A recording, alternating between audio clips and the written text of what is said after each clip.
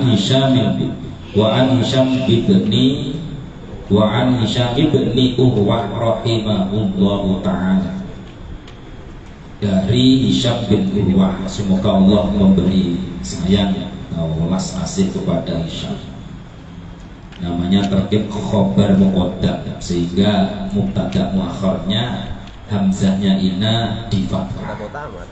Annahu, sesungguhnya Hisham bin Urwah itu sami'a abahu, mendengar ayahnya yaqulu, pakai terkib halil, berkata, lam yazal amru bani Israila mustaqiman.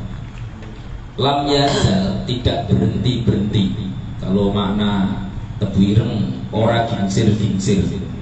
Tidak berhenti. Tidak berhenti itu berarti apa? Terus menerus, continue, istiqomah, langgeng, ajek, dan seterusnya. Apa amru bani Israil? Itu mustaqiman, khobarnya zala.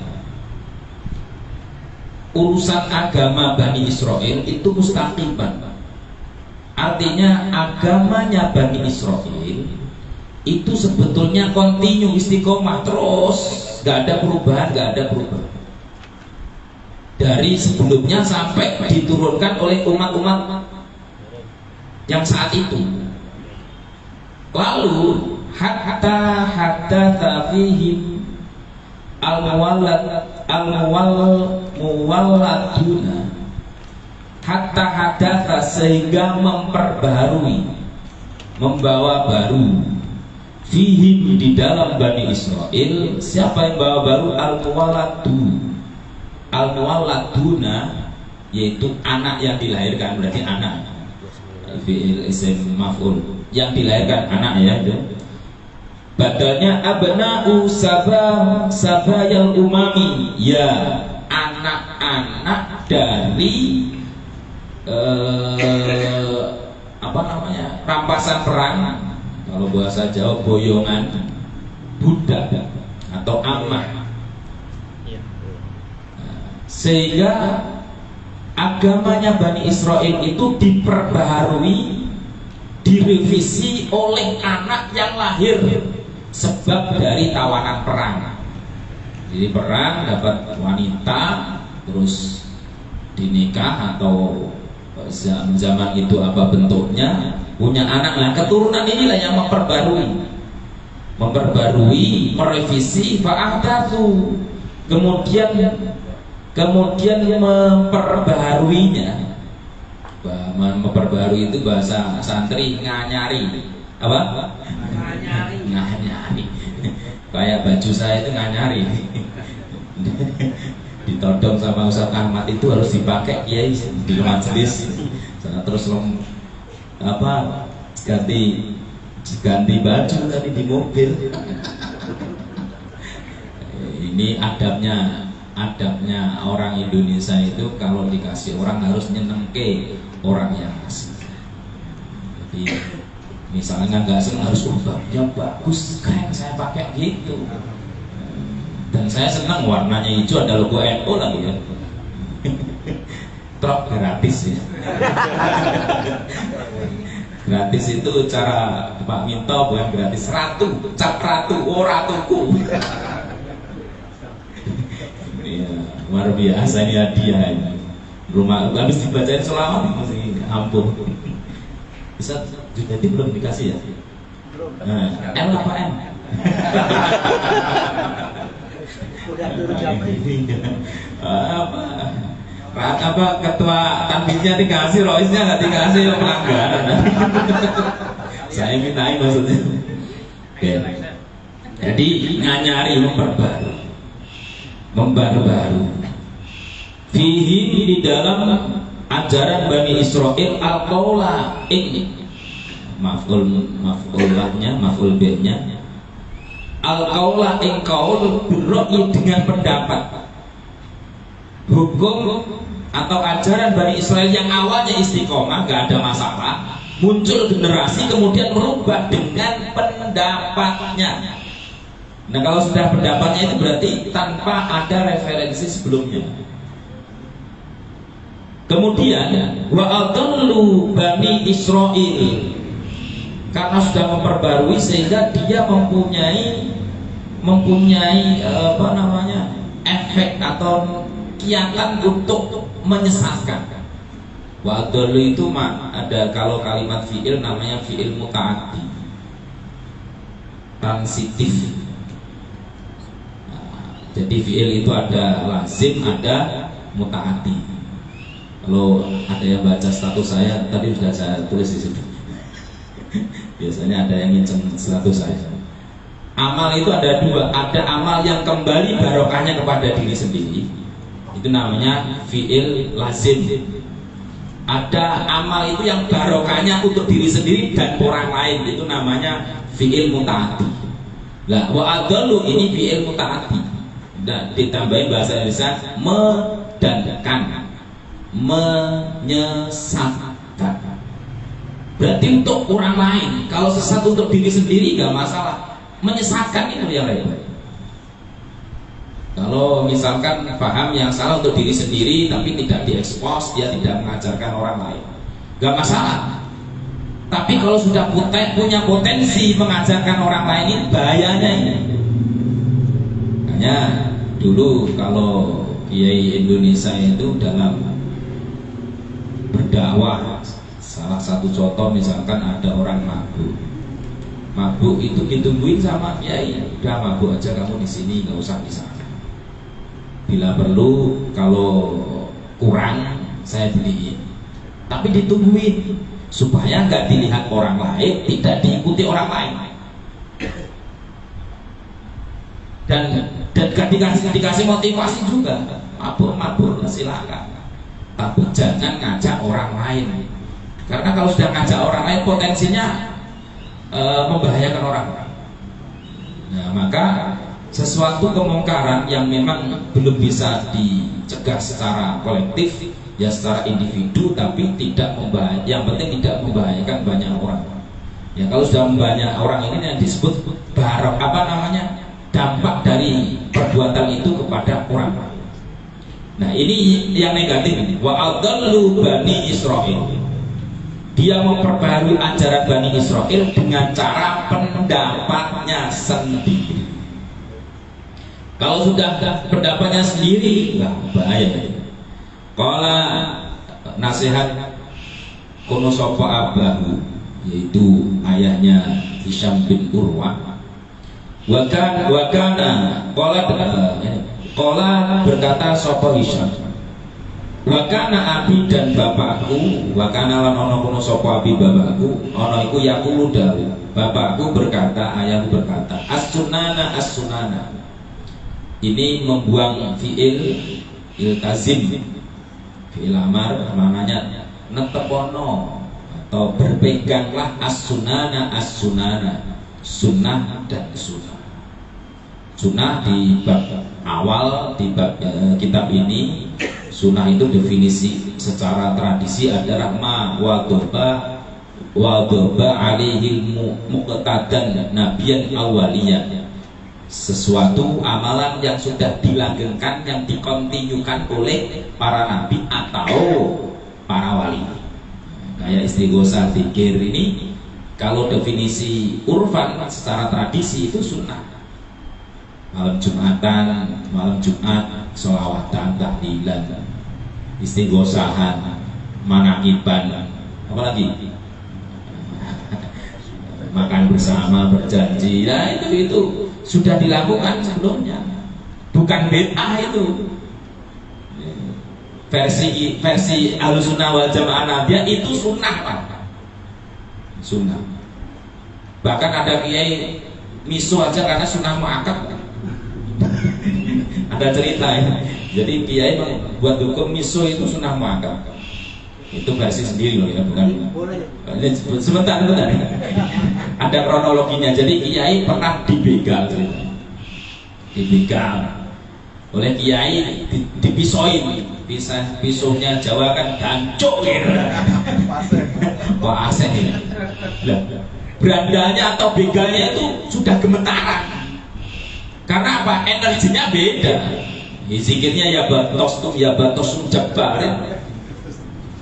Atau kalau istighosah yang panjang itu ya Jabbar ya Qahar ya Dzal Syadid khudh haqqana wa haqqal muslimin mimman dhalamana wal muslimin wa ta'ata 'alaina wa 'alal muslimin. Itu kalau diistiqomahkan, berita orang bisa gredeli Pak.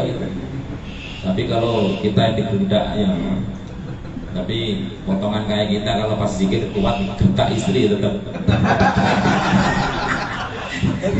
Pengalaman. Iya. Setani Putin sebagai avokat pasti punya. Sebelum salam aja udah baca mantra saya.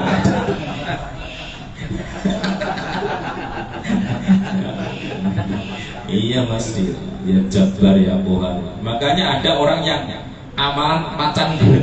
Ini ada kasus. Malam-malam saya didatangi. Di sini nggak ada Kamutin. Kamutin Banser itu bawa ponakannya apa adiknya itu ke rumah. Ngamalin ajian apa macan ceritanya itu. Dia nyantri diijazai gurunya suruh ngamalin macan gereng. Macan itu harimau, gereng itu gereng gitu. Ternyata waktu jadi santri belum diamalkan, pulang baru diamalkan, dikuasai 7 hari. Lah gurunya yang ijazah sudah meninggal. Nah, baru belum selesai sudah banyak gereng-gereng itu tadi ingin masuk, takut jam 2 ke saya. Lah saya mah gak bagian kayak gini, ke Singa Muda aja bener. Gak tahu masuknya, itu ada orangnya itu. Iya nggak suruh ke Singa Muda biar gerengnya sama gitu.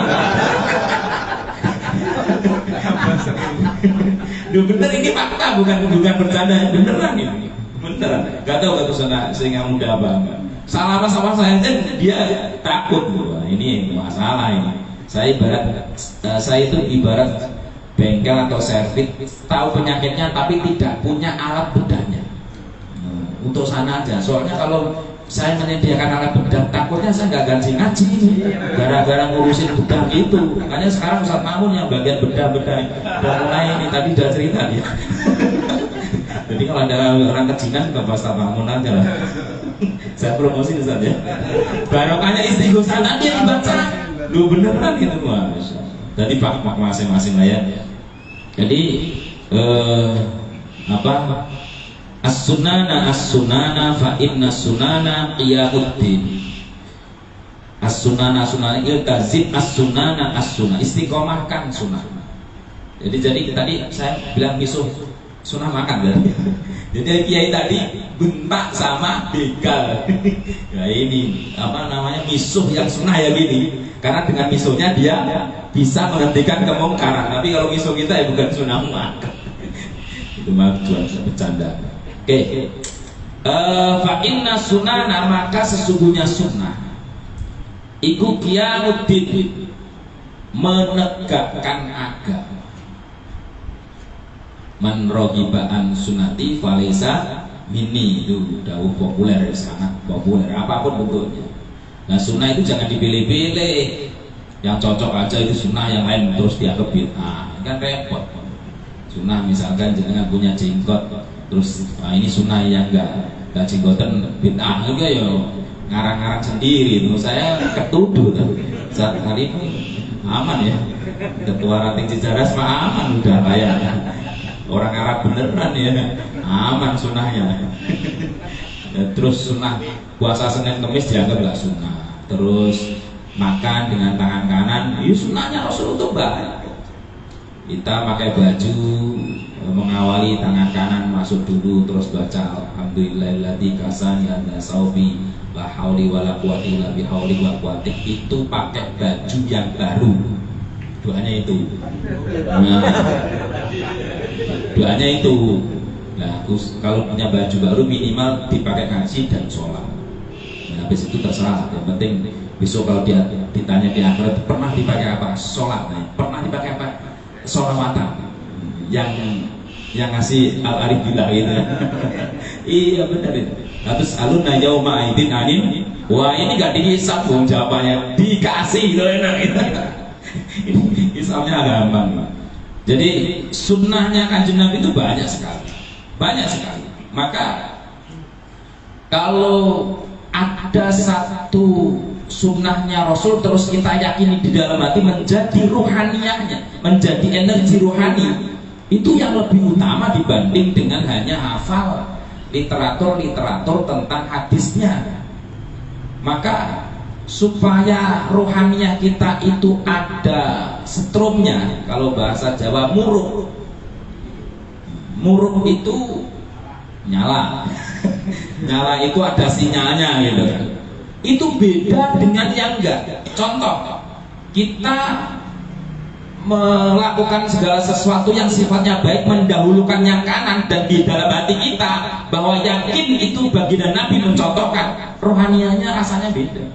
Kita masuk masjid mendahulukan kaki kanan, terus kita di dalam hati ini Rasul memerintahkan, rasanya beda.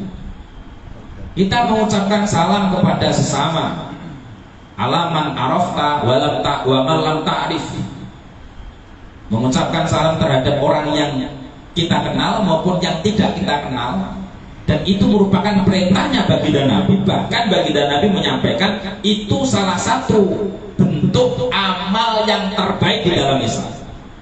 Dan satu hadis bahwa Rasul pernah ditanya oleh sahabat, ayyul islami khair ya Rasulullah, ajaran apa yang terbaik di Islam ya Rasulullah. Rasul menjawab itu sesuai dengan siapa yang menanya. Beliau menjawab tuqtimut ta'am, memberi makan.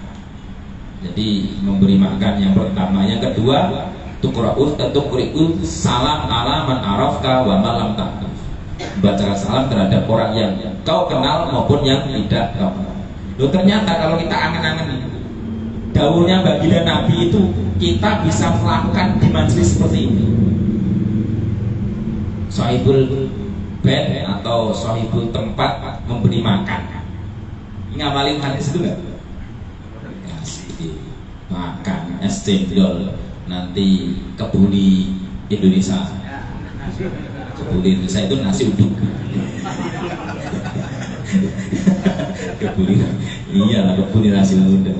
Arab punya kebuli, kita punya nasi kebuli juga, nasi uduk. Itu memberi. Kalau itu di dalam hati kita yang menyelenggarakan atau yang memberi itu niatnya adalah menjalankan dawuhnya baginda Nabi, rohaniyahnya beda. Di majelis seperti ini saya mengucapkan salam, atau bapak ibu mengucapkan salam kepada siapapun yang baik, yang kenal maupun yang kenal namanya, kenal wajahnya, itu mengamalkan nggak? Mengamalkan.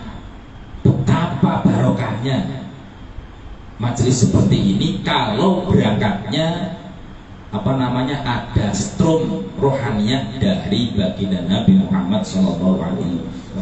Insya Allah kalau masih umat ini masih as-sunana fa inna sunana qiyamuddin, maka agama ini akan langgeng dan terus. Dan Indonesia ini insya Allah masih aman. Kalau masih ada orang Indo masih aman.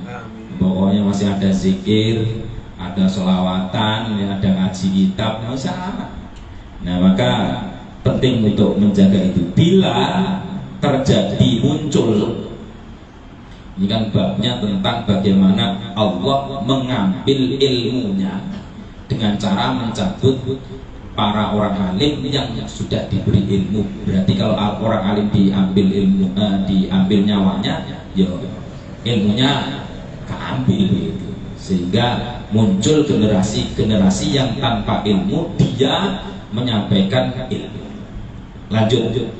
Warwa Ibnu Wahab an Ibni Syihab Az-Zuhri rahimahullah ta'ala qala inna yahuda wan nasara, sungguhnya orang Yahudi dan Nasrani itu innamang salahu, innama di sini adalah zaidah, angin pemestinya atau hanya. Orang Yahudi dan Nasrani itu merusak atau dedel kalau bahasa Jawa, minal ilmi dari ilmu alladzi yang karena yang ada kono apa ilmu ono itu biaidihim, di genggamannya. Aidi namanya tangan, maksudnya di genggamannya. Hinas taqallu, sehingga mereka bebas idas taqallu atau terlepas. Taqallu itu maknanya melepaskan diri. Ar-ra'ya ing pendapat wa akhadu dan menjadikannya Yahudi wa Nasara fihi di dalam rohnya. Maksudnya orang Yahudi Nasrani ini untuk ibrah supaya kita sebagai orang muslim tidak mengalaminya. Mereka itu merusak agamanya sendiri, ternyata ilmu yang mestinya harus dipegang kuat, tradisi yang mestinya harus dipegang kuat, itu dilepaskan begitu saja. Dengan cara apa? Memakai pendapatnya sendiri. Nah, kita tengok ini agama sampai ke kita. Ini yang menjaga sanad keilmuan. Ya, tentunya Bapak Ibu mesti yakin bahwa di NU itu sanad keilmuan terjaga, tertib. Ya Abbas itu jelas kebuireng. Saya Asem Tuban itu saya dari muasis, ya ibaratnya murid cucu lah gitu. Guru saya terus bahas. Artinya budaya-budaya memaknai kitab dan lain sebagainya itu masih ada gurunya, bukan ngawur. Nah, sekarang orang yang belum bisa baca Al-Quran itu bisa memimpin yasinan dengan cara apa? Membaca teks Latinnya ini, ya, sehingga makhrajnya, waduh, ya dot sama dot itu macam-macam, kol-kolannya sudah kepakai, ikhfa-nya juga nggak kepakai. Dan itu kalau terjadi ini, kalau itu dipakai pedoman, makanya boleh misalkan kita belajar, makanya menulis bunyi Al-Quran itu ikhtilaful ulama, boleh apabila teks Arabnya masih disertakan. Jadi nulis Yasin kalau disertakan Arabnya masih boleh. Begitu pula Bapak Ibu kalau menjiplak ayat, kalau ditransit ke Indonesia, ke bunyinya itu ya harus disertakan. Supaya apa? Jangan sampai merubah salah satu huruf ataupun kalimat itu yang akan menjadikan perubahan yang sangat luar biasa, dan itu fatal nanti akibatnya. Maka kalau memaknai atau sumber agama itu dimaknai dengan pendapatnya sendiri, wes banyak kesesatan yang terjadi, dan itu ternyata di Islam juga sudah banyak. Makanya supaya kita selamat ya ikut gerbong. Kalau bahasa sekarang gerbong, kalau zaman dulu namanya perahunya Nabi Nuh ini yang asli ya di NU ini. Kalau kita pengen selamat ya bareng-bareng ini, sebab cara berpikirnya biar terkontrol, bertindaknya terkontrol. Misalnya ada ranting yang nggak terkontrol kan ditegur oleh MBC nggak tertib, cara berpikirnya baik agama maupun berbangsa ditegur oleh BC ditegur BW pusat ini maksudnya. Nah, artinya itu terjaga. Makanya sering-sering disampaikan, kita jangan ngaku NU dulu kalau hanya amaliyah saja. Berpikirnya itu harus NU juga berpikir dan harokahnya. Kenapa? Kalau itu enggak terkontrol bisa bermacam-macam nanti cara menyikapi berbangsa ini. Padahal berbangsa dan bernegara ini Kiai NU sangat serius untuk menjaga. Kenapa? Karena beliau meyakini bahwa kemerdekaan itu asli anugerah dari Allah Subhanahu wa taala. Walaupun perjuangan itu adalah sebab. Sering mungkin Bapak Ibu juga pernah dengar kalau ke tanggal 17 Agustus itu kalau dicocokin di Al-Quran surah ayat 17 surah yang ke-8 surah Al-Anfal. Yang tahu Ustaz Fauzan itu apa ya Ustaz? Falam taqtuluhum walakinnallaha qatalahu. Wa ma ramaita id ramaita walakinnallaha rama. Wa liyubdiyal mu'minina minhu bala'an hasana. Innallaha sami'un alim. Ada yang tahu maknanya apa ya? Loh, itu kalau dipegang ini bukan kebetulan. Ayat 17 surah yang ke-8 ternyata isinya adalah kalian itu tidak berperang melawan mereka, tapi Allah yang berperang.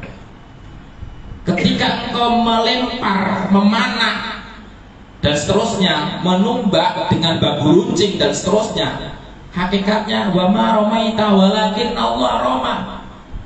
Wah, babu runcing kok bisa mata ini banyak orang itu loh. Kalau nggak Allah yang melakukan nggak bisa. Kok ada itu kacang hijau jadi apa? Tentara itu. Itu kalau Allah nggak gerakin. Dan uniknya di situ waliyul mu'minina minhu bala'an hasanah yang perlu digarisbawahi. Di bahasa diterjemah umum, Allah memberi kemenangan yang baik kepada orang. Padahal makna bala itu bukan hanya kemenangan, bala itu ujian dan sebagainya.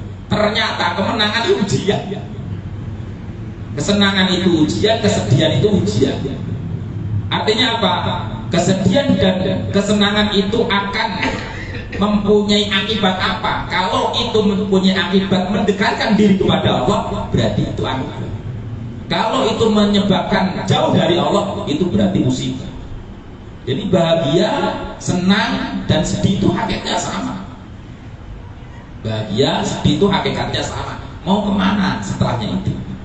Nah, maka bagi para sesepuh-sesepuh kita, pendiri bangsa ini, ayat ini selalu dipakai untuk mengaca sehingga orang tidak kemudian rebutan pengakuan. Wah, itu mbak saya dulu yang perang. Ya, akhirnya saling mengaku yang memerdekakan. Coba hal itu kalau misalkan dipahami, oh itu dulu yang berjuang kelompok ini, yang lain enggak, waktu berjuang dia mau tengok-tengok, diem baik. Akhirnya mengaku, wah ya saya punya macam-macam. Padahal Allah sudah mengingatkan, dan itu dipahami oleh orang Nusantara bahwa yang ampuh itu bukan gadut kacanya, bukan Dimas, Udoro dan sebagainya. Yang ampuh itu dalangnya itu. Ya, yang nendang, yang bisa mabur itu bukan wayangnya, dalangnya. Siapa? Allah yang punya skenario. Nah itu sehingga di dalam pembukaan undang-undang dengan rahmat Allah bagiannya Mesa Allah. Masya Allah, itu luar biasa. Ini supaya orang itu orang Islam tidak memahami sumber agama dengan pendapatnya sendiri. Walaupun sumber utama adalah Al-Quran. Al-Quran itu tidak cukup dimaknai dengan terjemah. Terjemah itu belum mewakili makna utuh Al-Quran. Makanya sering-sering ini udah mulai kan, udah warning jangan sampai membawa ayat untuk apa? Isu politik gitu kan. Karena akan mengalami perbedaan. Satu ayat dibaca berapa orang yang punya kepentingan beda-beda, kacau. Contoh wali itu kan ada yang pemimpin, ada yang teman, ya, ada yang penguasa. Kalau Gus maknai wali itu bolo. Bolo itu bukan bolo, bolo itu teman dekat. Bolo itu lebih dari sahabat. Kira-kira apa ya? Kalau dia nangis, kita ikut nangis itu. Bolo rondo beda lagi. Kalau inna wali Allah itu la khaufun alaihim, sesungguhnya bolo di Allah itu. Kalau udah deket sama Allah, wali itu mana bukannya pemimpin. Sehingga kalau itu dimanai pemimpin, kita tidak boleh dengan orang kafir. Kita nggak bisa beli semen di tokonya orang kafir, repot banget. Terus kalau diteliti mulai dari kaki sampai ujung rambut ini bisa jadi pembuatnya bukan orang muslim semua. Handphone, ya, Itu ini kan koha ini air, mungkin bungkusnya nggak tahu ini yang menyertai siapa. Pabrik-pabrik, kecuali nanti sudah berubah. Makanya kalau Bapak Ibu punya putra-putri yang potensial di dalam hal apa, itu penting. Kita kadang keluar-keluar benci sebagai non muslim, tapi kalau kita teliti mulai sadar jepit ini yang baik. Justru hikmahnya di situ supaya kita fokus ibadah. Umatnya Kanjeng Nabi yang lain di bidangnya melakukan sarana prasarana buat kita. Jadi orang Yahudi dan Nasrani ini untuk pelajaran juga buat kita, mulai melepaskan agama dan ajarannya dimulai dari melepaskan ilmu yang ada di agama. Hanya budaya pondok pesantren itu asli Indonesia. Budaya pondok pesantren beda dengan homeschooling, boarding school. Boarding school beda Pak, jauh. Mirip pondok iya, ada asrama, tapi dalam pembinaan beda. Kalau di pesantren jam 2 diajak tahajud. Boarding school belum tentu. Belum tentu. Iya, asramanya sama, tapi ini jalan salah pilih juga. Di pesantren budaya sorokan ngaji sama gurunya, ketemu kiai. Kiainya sebelum santri bangun, kiainya sudah bangun tahajud dan mendoakan santri-santrinya. Makanya kalau pengen deket kiai ada dua pilihan, jadi yang paling beling atau paling pinter. Kalau setengah-setengah mah nggak dikenal. Paling beling atau paling pinter. Kalau nggak mampu paling pinter, ya paling beling aja. Supaya Pak Kiainya nyebut, ya Allah, santri saya itu ya Allah kalau ngaji ngantukan ya Allah. Didoain, ya yang biasa-biasa enggak. Itu kiai. Nah, kalau guru biasa nggak mungkin, kecuali guru yang awalnya pesantren. Jadi kalau di kelas ada ini mesti doain Pak. Sebelum ketemu doir dia sudah ketemu batu. Dan itu yang memiliki adalah para. Jadi kayak jenengan ini sebelum ketemu dari Pak Kiai Abbas. Sebelum 2 tahun yang lalu udah Kiai Abbas. Kita ini udah matekain ini laju mudik NU ya Allah. Ini udah di PTK. Udah di PTK. Jadi roh-rohnya itu udah diambil sebelum. Dan itu bagian dari kekuatan kita sebagai orang muslim di Indonesia. Maka bersyukur kalau ini kitab muasis kita atau Syekh ini untuk bimbingan kita bukan hanya semangat untuk berkumpul seneng NU, tapi harus dengan ilmu. Maka kalau sudah terkumpul jangan lupa nih, udah dikumpulin kita punya masa gak dikasih ilmu, bahaya nanti. Makanya sedikit-sedikit ngaji supaya berkah, insya Allah. Kemarin kalau ngaji pengen berkah gimana di NU ya, masih ingat gak lagunya di Cicadas kemarin? Bila ingin berkah hidupmu, berkhidmat di NU, karena di NU zikir sholawat setiap waktu. Maksudnya zikiran, selawatan ini suatu masuk hari kan bikin rumah sholawat. Bila ingin berkah ilmu ngaji di NU, karena di NU ngaji kitab setiap waktu. Jangan ragu, jangan tunggu waktu, istiqomahlah berkhidmat kepada NU. Jangan ragu, jangan tunggu waktu, istiqomahlah berkhidmat kepada NU. Allahumma salli ala Muhammad, ya Rabbi salli alaihi wasallim. Gitu ya, kalau pengen ngaji ini berkah, ilmunya berkah, ngajinya di NU. Ngajinya pakai kitab, bukan improvisasi sendiri. Ya, kalau sudah nggak pakai kitab itu kemana-mana nggak terkonsep. Akibatnya apa? Sesuai dengan medsos apa, sehingga mudah orang menggunjing orang, mudah orang mencemooh di media massa. Ini budaya yang harus kita jaga supaya Indonesia itu tetap kokoh. Kita ini sebetulnya merdeka iya, tapi musuh itu tetap harus ada. Kalau enggak seru ya. Musuhnya zaman dulu dengan musuhnya sekarang beda. Musuhnya sekarang kalau zaman dulu lewat mungkin mana datangnya Belanda, musuh itu bisa diketahui. Tanjung Priok, terus kalau di Surabaya apa? Merah. Kalau di Semarang apa? Tanjung Mas apa? Biasa ke situ ya. Kan bisa ditandai. Kalau sekarang los melalui media. Makanya tugas kita ini berat sebetulnya. Perang kita juga medsos itu. Sekali kita klik dan itu isinya kebencian, hujatan dan sebagainya, maka budaya Indonesia yang santun, yang ramah bisa berkurang. Orang bisa ngomong ke orang yang nggak suka dengan bebas, padahal ada aturannya. Kepada orang tua aja kita nggak boleh membicarakan yang nggak baik, apalagi kepada guru, apalagi kepada pemimpin. Dan ini termasuk penjajah budaya juga yang harus diwaspadai. Insya Allah kalau orang NU aman ya. Pokoknya kalau ada share-sharean yang nggak manfaat, ingat-ingat itu menjadi, kalau baik sedekah jariah, kalau nggak baik dosa jariah.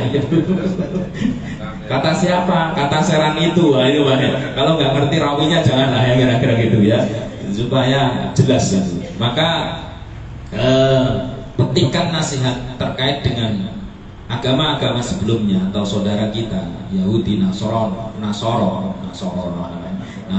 itu cara mereka melakukannya ternyata dengan merubah ilmu yang diyakininya, dirubah dengan pendapatnya sendiri. Kalau sudah pendapatnya sendiri, ini berarti ada unsur eksternal di luar diri dia, atau mungkin nggak punya guru, atau dia ngarang sendiri. Banyak yang aliran-aliran ngarang sendiri mah. Banyak kalau ngaman mah ikut organisasi yang jelas. Kalau Haji Gumilang jelas-jelas ya. Jelas banget salahnya. Minal muslimin al muslimat, dimanai sholat itu harus sama, itu kan ngawur. Kan pakai dalilnya inal muslimin awal muslimat, mukminin al mukminat. Jadi sholat laki-laki perempuan sama derajat, itu kan ngawur namanya. Itu ro'i, termasuk pendapat. Ro'i itu bukan ru'yah, ro'i itu pendapat. Makanya tidak ada kiai yang menutup kitab dengan cara yang lain, pasti wallahu a'lam bishawab, Allah yang benar. Tapi secara mana ngikutin itu, dan tertibnya adalah ketika kita memaknai ya tertib seperti itu. Ada kaum tada khobarnya. Karena apa? Ada makna yang memang ada rahasia di dalam situ. Maka kalau kita ingin beragama yang selamat, budaya, ilmu yang sudah diberikan oleh guru-guru kita, kiai-kiai kita itu, ayo diugemi dengan, walaupun kita ini kelihatan modern tapi bentuknya klasik, tapi nggak masalah. Ngaji seperti ini kan klasik, tapi ya enjoy aja kalau kita senang. Supaya apa? Kita tidak mudah untuk ikut-ikutan. Kalau kita ngaji ikut-ikutan ya repot. Kita ngikuti yang benar, insya Allah manfaat. Baik, saya kira pertemuan malam ini cukup sekian. Nanti di pertemuan yang akan datang ketemu lagi, insya Allah mudah-mudahan istiqomah. Saya ngikuti jadwalnya teman-teman MBC, mau diajak kemana, pokoknya judulnya ngaji, pokoknya senang. Dan sering saya sampaikan, ngaji itu jangan niati bosan, pokoknya supaya kita ini dapat nilai yang barokah, insya Allah. Dari saya cukup sekian, mudah-mudahan manfaat dan kita bisa mendapatkan barokah dari muasisahnya Tuhan. Amin. Wallahu muwaffiq ila aqwamit thoriq. Assalamualaikum warahmatullahi wabarakatuh.